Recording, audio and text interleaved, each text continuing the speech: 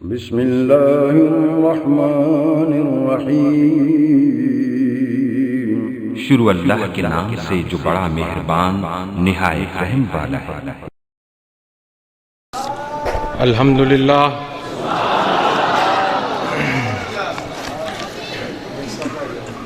الحمدللہ رب العالمین والعاقبۃ للمتقین والصلاة والسلام علی سید الانبیاء والمرسلین وعلی آلہ الطاہرین وعلی صحابہ المہتدین وعلی اولیاء الکاملین الراشدین۔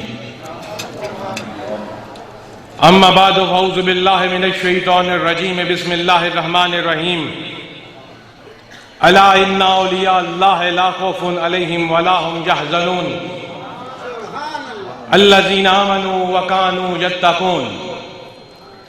صدق اللہ العظیم وصدق رسولہ النبی الکریم الامین ونحن علی ذلک لمن الشاہدین والشاکرین والحمد للہ رب العالمین۔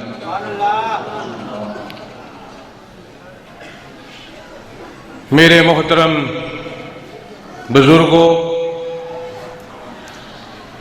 بھائیوں اور میرے پیر بھائیوں، اللہ سبحانہ و تعالیٰ کا شکر ہے کہ اس نے آپ کو اپنے محبوبوں کی بابرکت محفل میں بیٹھنے کی توفیق عطا فرمائی اور مجھ جیسے نکمے آدمی کو اس قابل سمجھا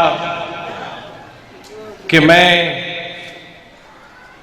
آپ کے سامنے اس پاک اور مقدس اور مطہر محفل میں کچھ گزارشات کر سکوں۔ قرآن پاک کی سورہ یونس کے چند الفاظ کا جو میں نے سہارا لیا ہے آپ سے چند باتیں کرنے کے لیے، ان الفاظ کے اندر اللہ رب العزت نے ولیوں کا ذکر فرمایا اور یہ بھی صادر فرمایا کہ یہ ولایت کر منصب پر بیٹھنے والے لوگ ہوتے کیسے ہیں۔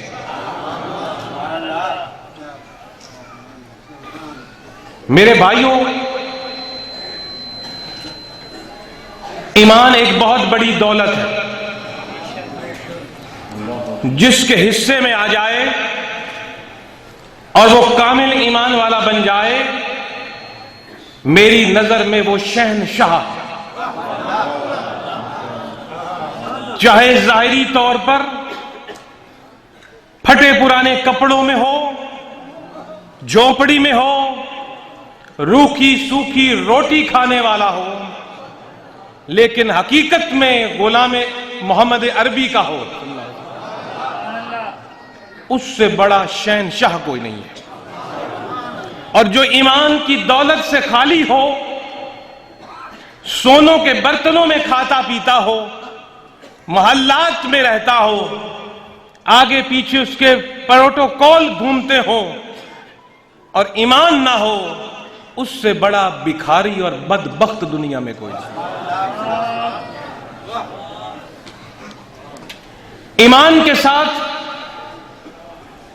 ہم لوگ جو یہاں حاضر ہیں آج، الحمدللہ جو بھی کسی کامل کی تلاش میں نکلتا ہے اہل ایمان تو ہوتا ہے۔ اگر اہل ایمان نہیں تو وہ کسی کامل کی تلاش میں نہیں نکلے گا، اور ایمان کی جیسی دولت مل جانے کے بعد بھی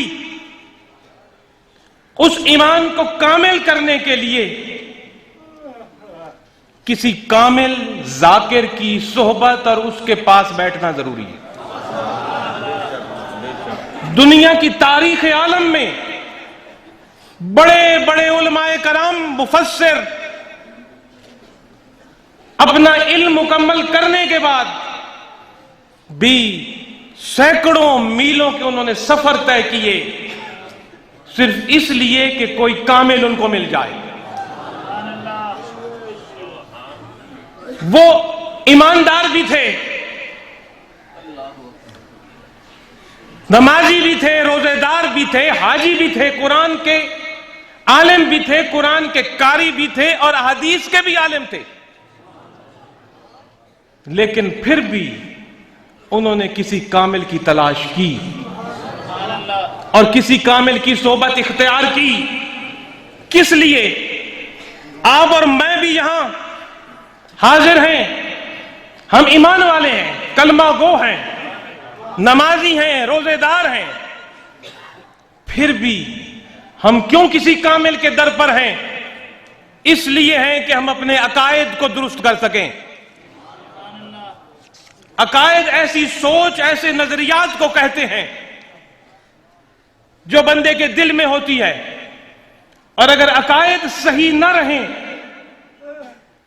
تو ایمان، نماز، روزہ، حج، زکوٰۃ بے مقصد اور بے معنی ہو جاتے ہیں. اس لیے عقائد کو درست کرنے کے لیے ہم ذاکرین کی صحبت اختیار کرتے ہیں. اپنے عقائد کو صحیح سمت پر لگانے کے لیے ہم اللہ والوں کے در پہ آتے ہیں کہ ہمارے عقائد درست ہوں اور ہمارے اعمال اس کے بعد صحیح سمجھے جائیں. یقین کر لیجئے میرے دوستو، جب بندہ اس دنیا سے جاتا ہے تو سب سے پہلے اس کو قبر اور قبر کے بعد حشر کا دن. پہلے حشر کا دن نہیں ہے، پہلے قبر کی منزل ہے عالم برزخ کی، پھر حشر کی دن ہے اور اس کے بعد جنت اور دوزخ ہے. قبر کے اندر کسی عمل کے بارے میں نہیں پوچھا جائے گا. یہ نقطہ ذہن میں بٹھا دیجیے اور غور طلب بات. اس دنیا سے جاؤ گے تو پہلے قبر کا عالم آئے گا. قبر کے عالم سے کامیاب اور کامران نکلو گے تو حشر کا عالم آئے گا، اور حشر کے عالم میں کھڑے ہو کر اپنے اعمال کا جواب دے گے جو اس دنیا میں کیے. اور حشر کے دن اپنے عملوں کا تبھی جواب دو گے جب قبر کے کامیاب نکلو گے. قبر کے اندر کسی عمل کا سوال نہیں ہوگا. قبر میں نماز کا سوال نہیں ہوگا، پڑھی کہ نہیں. قبر میں روزے کا سوال نہیں ہوگا، رکھے کہ نہیں. قبر میں حج کا سوال نہیں ہوگا، ادا کیا یا نہیں. قبر میں زکوٰۃ کا سوال نہیں ہوگا، کیا کہ نہیں. قبر میں کسی عمل کا سوال نہیں ہوگا. قبر میں سوال ہوگا تیرے عقیدے کا. قبر میں عقیدے کا سوال ہوگا. اس عقیدے اور عقائد اور سوچ اور نظریات سے آگے نکلو گے کامیاب تو پھر تیرے اعمال آگے لے آئے جائیں گے. اعمال تیرے آگے تبھی لا جائیں گے اگر عقائد کے ساتھ وہ کیے ہوئے ہوں گے. اگر غلط عقائد کے ساتھ نمازیں پڑھی گئی ہوں گی، روزے رکھے گئے ہوں گے، حج اور زکوٰۃ ادا کی گئی ہوگی تو وہ کوئی معنی نہیں رکھے گی کہ تو عقائد کے سوال ہی نہیں دے سکا جواب صحیح. تو آگے عمل تو پوچھے اس سے جائیں گے جس کے عقائد درست ہوں گے. قبر میں کیا پتا چلا؟ ہمارے اعمال کا ہم سے نہیں پوچھا جائے گا، قبر میں عقائد پوچھے جائیں گے. جب قبر میں جائے گا تو پوچھا جائے گا تیرا دین کیا ہے، تیرا دین کیا ہے. دین کہتے ہیں ضابطۂ حیات کو. تو دنیا میں کس انداز سے رہا، کس کے نظریات تم نے دنیا میں تسلیم کیے، کس کے نظریات سے تو متاثر تھا اور کس کے نظریات کی تو نے پیروی کی، اور کس کے نقش قدم پر تو چلا، تیرا دین کیا. اور قبر کا سب سے اہم سوال ہوگا کہ یہ جو شخصیت تیرے سامنے ہے کون سی شخصیت؟ رسول اللہ صلی اللہ علیہ وسلم کی ذات مقدس ہر قبر میں جلوہ گر ہوگی. نیک کی قبر میں بھی، بد کے قبر میں بھی، اہل ایمان کی قبر میں بھی اور بے ایمان کے قبر میں بھی حضور کی ذات جلوہ گر ہوگی، اور پوچھنے والا پوچھے گا کہ اے قبر میں لیٹے ہوئے بتا مجھے یہ جو شخصیت تیرے سامنے ہے اس کے بارے میں تیرے کیا عقائد تھے،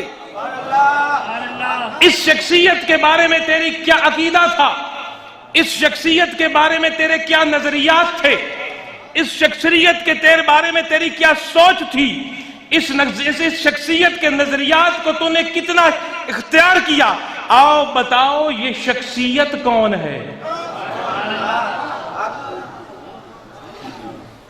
پتہ چلا کہ جب تک قبر میں عقیدہ درست نہیں ہوگا تو جائے گا تو پہچان مصطفیٰ نہیں ہوگی، تیرا عقیدہ درست ہوگا تیرا دنیا میں مرکز محبت مصطفیٰ کریم کی ذات ہوگی، تیری دنیا میں محبتوں کا تمام کا مرکز حضور کی ذات ہوگی۔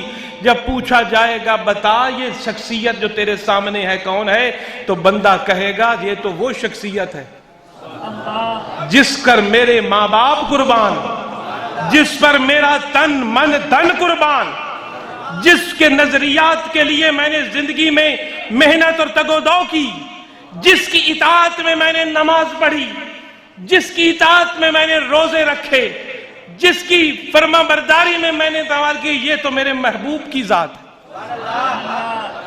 جب حضور کی پہچان جس کو آ جائے گی تو اس کے عقائد درست تسلیم کر لیے جائیں گے، جب اس کی عقائد درست تسلیم کر لیے جائیں گے تو اس کے بعد حشر کا دن برپا ہوگا تو اس کے اعمال آگے لائے جائیں گے۔ آؤ اب دیکھیں اس کی نمازیں، روزے، حج، زکوٰۃ عقائد سے نکلا، جو پہلے عقائد کے ہی پرچے میں فیل ہو گیا اس کی کون سی نمازیں اس کے آگے لائے جائیں گی، وہ تو پہلے سوال میں ہی بیٹھ گیا جو قبر میں تھا۔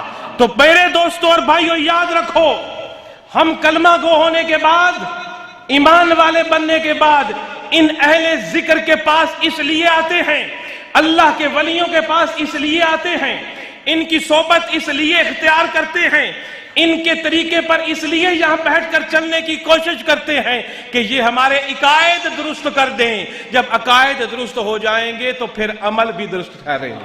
نعرہ تکبیر، نعرہ رسالت، نعرہ تحقیق، نعرہ حیدری، فیضان حضور نازِ جہاں، آستانہ عالیہ سید محمد عبداللہ شاہ قادری۔ اسی لیے خالق کائنات نے فرمایا الا ان اولیاء اللہ لا خوف علیہم ولا هم یحزنون الذین آمنوا وکانوا یتقون، کہ غور سے سنو، خبردار ہو کر سنو۔ ویسے تو قرآن کا ہر حکم ہی غور اور خبردار ہو کر سننا چاہیے کیونکہ خالق کا فرمان ہے، لیکن رب کی ادا دیکھو، جہاں کسی بات پر خاص توجہ دینی ہو وہاں اللہ کا لفظ استعمال کیا ہے، اللہ کے غور سے سنو، کسی طرف ارد گرد توجہ لے کر مت جاؤ۔ الا ان اولیاء اللہ، یہ جو اللہ کے ولی ہیں، یہ رب فرما رہا ہے الا ان اولیاء اللہ، یہ جو اللہ کے ولی ہیں۔ ولی کون ہوتا ہے؟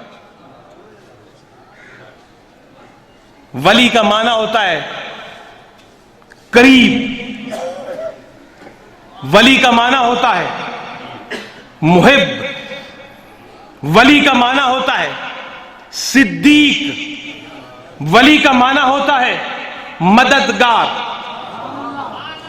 اور ولی اللہ، اللہ کے ولی، ان کا کیا معنی نکلے گا؟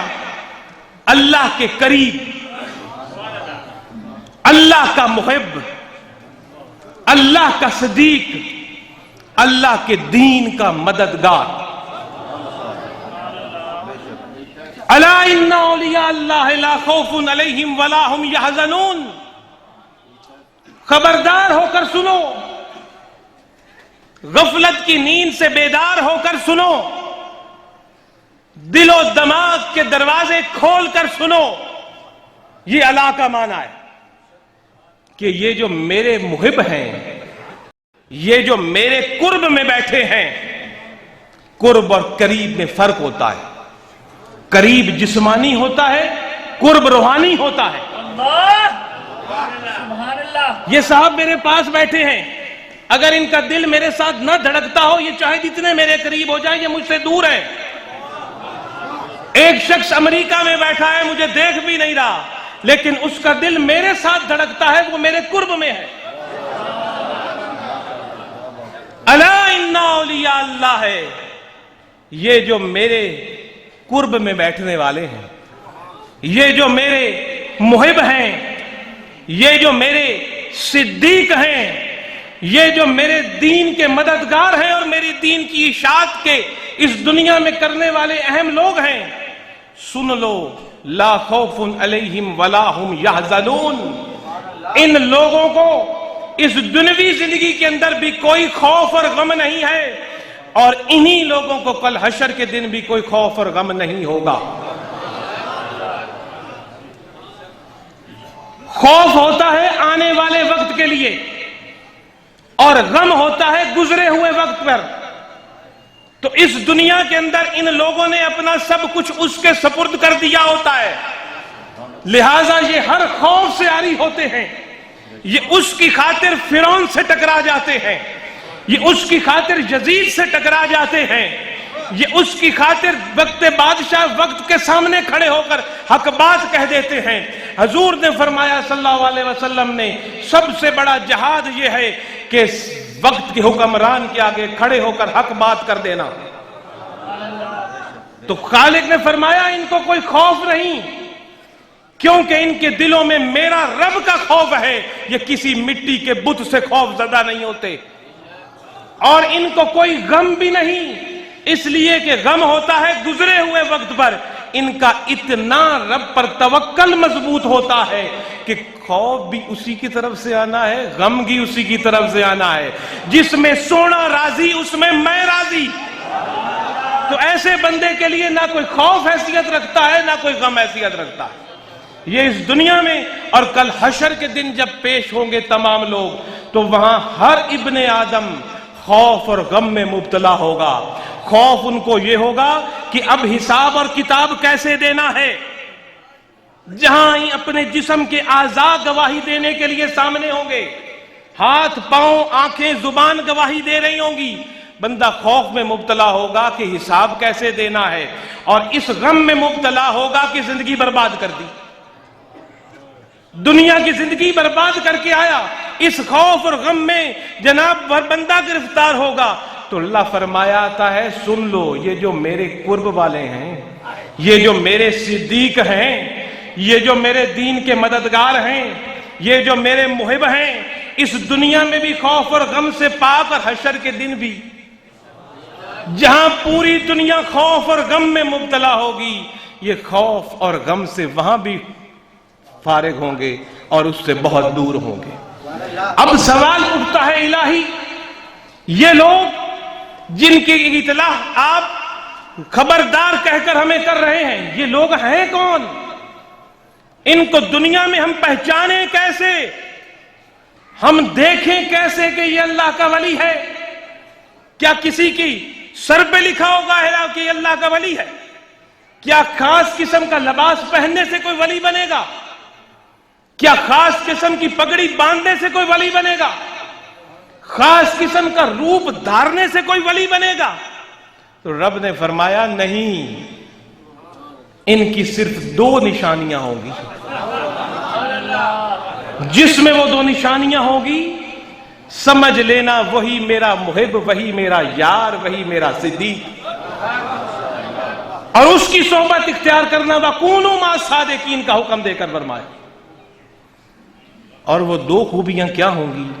الذین آمنوا وکانوا یتقون. سبحان اللہ. یہ سر سے لے کر پاؤں تک جو شخصیت ولی کی تیرے سامنے ہوگی، اس کے اندر دو چیزیں ہوں گی، ایمان اور تقوی. جس کے اندر ایمان اور تقوی موجود ہوگا، لپٹ جاؤ میرا یار ہے، اس کے دامن کے بیٹھ لپٹ جاؤ، مجھ تک پہنچا دے گا. لیکن اگر ایمان اور تقوی سے خالی ہے تو فراڈیا ہے۔ اب یہ ایمان اور تقوی کس چیز کا نام ہے؟ یتقون کس چیز کا نام ہے؟ الذین آمنوا وکانوا یتقون۔ ایمان اور تقوی سے وہ مزین ہوں گے لوگ جو کہتے ہیں اس پر ثابت قدم ہوں گے وہ لوگ۔ یاد رکھو، ایک رب نے ہمیں دعا تعلیم کی ہے نماز میں، اہدنا الصراط المستقیم۔ دعا ہمیں رب نے تعلیم کی ہے قرآن میں، اہدنا الصراط المستقیم۔ اس کا معنی یہ بنتا ہے، اور ہر نماز کی ہر رکعت میں پڑھنی پڑتی ہے، جو یہ ادا نہ کرے سورہ فاتحہ اس کی نماز ہی نہیں ہوتی۔ جو اس دعا کو نہ دہرائے دن میں بار بار اپنی نماز میں، اس کی نماز کوئی نہیں ہوتی۔ اہدنا الصراط المستقیم، اس کا معنی ہے اے اللہ، میں کلمہ پڑھ لینے کے بعد باوضو ہو کے، قبلہ رو ہو کے، ہاتھ تیرے آگے باندھ کے تیرے راستے پر چلنے کی کوشش کر رہا ہوں، مجھے مرتے دم تک ثابت قدم رکھنا اس سیدھے راستے پر، اس سیدھے راستے پر ثابت قدم رکھنا جس پر تو نے انعام فرمایا ہے۔ تو میرے دوستو کیا پتا چلا؟ ولایت نام ہے دین پر ثابت قدمی، تقوی کا مفہوم ہے دین پر ثابت قدمی۔ ہر حال میں تیرا جب بھی کوئی قدم اٹھے تو دین اسلام کے مطابق ہو، تیری چال دین کے مطابق، ڈھال دین کے مطابق، قول دین کے مطابق، فعل دین کے مطابق، تیری سوچ دین کے مطابق، تیری نگاہ دین کے مطابق۔ تو فرمایا اے مجھے ان پر ثابت قدم رکھ۔ الذین آمنوا وکانوا یتقون کا معنی ہے کہ جو ایمان لائے اور اس پر پوری زندگی مرتے دم تک ثابت قدم رہے، وہ ولی لوگ ہیں۔ ولایت نام ہے دین پر ثابت قدمی کا۔ کوئی ابدال بنے، غوث بنے، کتب بنے، جب دین کی ثابت قدمی ہوگی تو وہی ابدال ہے، وہی غوث ہے، وہی کتب۔ کوئی خاص جبے کبے تسبیحیں اٹھانا، کوئی خاص بیٹھنے کے انداز، بولنے کے انداز، یہ ولایت کا معیار نہیں۔ ولایت کا ایک ہی معیار ہے اور وہ دین کی استقامت۔ حضرت جنید بغدادی کے پاس سے مرید ہونے آیا، کچھ دن رہا اور واپس جانے لگا، مرید ہوئے بغیر۔ آپ نے پوچھا بھائی کیا وجہ ہے؟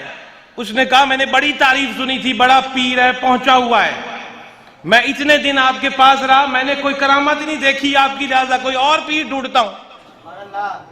یہ ہم لوگوں کی بھی یہی سوچ ہے، بھائی جو ہوا میں اڑ جائے شاید پیر ہے، جو پانی میں چل پڑے پیر ہے، یہ تو جادو ٹونے والے بھی کر لیں گے، جو انگاروں پر چل پڑے جی پیر ہے، جو بڑے بڑے جناب اور قسم کے شعبدہ بازیاں دکھائے جی پیر ہے بڑا، واہ جی واہ کیا کر دیا۔ حضرت نے فرمایا بھائی تم میرے پاس اتنے دن رہے ہو، جتنے دن بھی رہا، ہفتہ 10 دن 12 دن جتنے بھی رہا، کیا تم نے مجھ سے کوئی خلاف شرع عمل ہوتے دیکھا؟ اس نے فرمایا حضرت میں نے خلاف شرع عمل آپ سے ہوتے نہیں دیکھا۔ آپ نے فرمایا اس سے بڑی اور کون سی ولایت مانگتے ہو، اور اس سے بڑی کون سی کرامت مانگتے ہو؟ دین پر ثابت قدم رہنا سکھ اور دکھ میں، دین پر ثابت قدم رہنا جوانی اور بڑھیپے میں، دین پر ثابت قدم رہنا خوشی اور غمی میں، دین پر ثابت قدم رہنا جیسے بھی حالات آ جائیں، یہی تو بڑی کرامت ہے اور یہی تو ولایت ہے اور یہی ولی ہیں۔ اور انہی لوگوں نے ہمارے عقائد درست کرنے ہیں اپنی سیرت کے ساتھ، اپنی ظاہری اور باطنی طاقت کے ساتھ۔ یہی وہ لوگ ہیں اور یہ وہ دین پر ثابت قدم رہنے والے وہ لوگ ہیں جن پر خالق کائنات نے انعام فرما دیا ہے، اور انہی انعام یافتہ لوگوں کی صف میں کھڑے ہونے کا ہمیں حکم دیا گیا ہے، اور یہ انعام یافتہ لوگ ہیں من النبیین والصدیقین والشہداء والصالحین وحسن اولئک رفیقا۔ خالق کائنات نے فرمایا میرے دین پر ثابت قدم رہنے والے یہی نبی، یہی صدیق، یہی شہداء اور یہی صالح، یہی تو ہیں انعام یافتہ لوگ، انہی کی سیرت اختیار کرو، انہی کے پیچھے آؤ۔ اور آگے خالق فرماتے ہیں دوست تو بڑے تم دنیا میں بناتے ہو، اللہ فرماتا ہے وَحَسُنَ أُولَئِكَ رَفِيقًا، اور یہ کیا ہی پیارے دوست ہیں اگر ان کی دوستی میں تم آ جاؤ۔ میں نہیں کہہ رہا، کسی عالم مفسر کے الفاظ نہیں، خالق کائنات نے فرمایا کیا پیارے یہ خوبصورت دوست ہیں، اور ایسے دوست ہیں جو دنیا میں بھی تیرا دامن پکڑیں، ایسے دوست ہیں قبر میں بھی رہنمائی کریں، ایسے دوست ہیں حشر کے دن بھی اپنے جھنڈے کے نیچے رکھیں، ایسے دوست ہیں کہ قیامت کے دن بھی تیری شفاعت کریں، ان کی دوستی اختیار کر۔ نعرہ تکبیر، نعرہ رسالت، نعرہ تحقیق، نعرہ حیدری، آستانہ عالیہ سید محمد عبداللہ شاہ قادری، فیضان حضور ناز جہاں۔ تو اس دن کی تیاری کے لیے ان ذاکرین کی صحبت اختیار کرو، ولیوں کی صحبت اختیار کرو۔ کون سے دن کی تیاری کے لیے؟ وہ دن جس دن نہ کوئی مال کام آئے گا نہ کوئی اولاد کام آئے گا۔ یوم لا ينفع مال ولا بنون الا من آتى اللہ بقلب سلیم۔ اس دن کی تیاری کے لیے آؤ ان کے ساتھ، وہ دن جس دن نہ تیری اولادیں تیرے کام آئیں گی اور ساتھ رہیں گی، اس دن تیری بنائے ہوئے دولتیں اور جاگیریں اور خزانے تیرے ساتھ نہیں رہیں گے۔ آؤ اس دن میرے پاس قلب سلیم لے کر، سلامت دل لے کر، اور قلب سلیم اور سلامت دل اگر کرنا ہے تو کسی سلامت دل والے کے ساتھ اپنے آپ کو جوڑ لو، کسی سلامت دل والے کی محبت اپنے اندر بٹھاؤ۔ لوگ تصوف کی بڑی بڑی باتیں کرتے ہیں، تصوف کا معنی ایک لفظ میں بتاؤں، جس کا قلب سلیم ہے وہی تصوف ہے۔ قلب سلیم کا نام تصوف والا، جس کا دل قلب سلیم ہے۔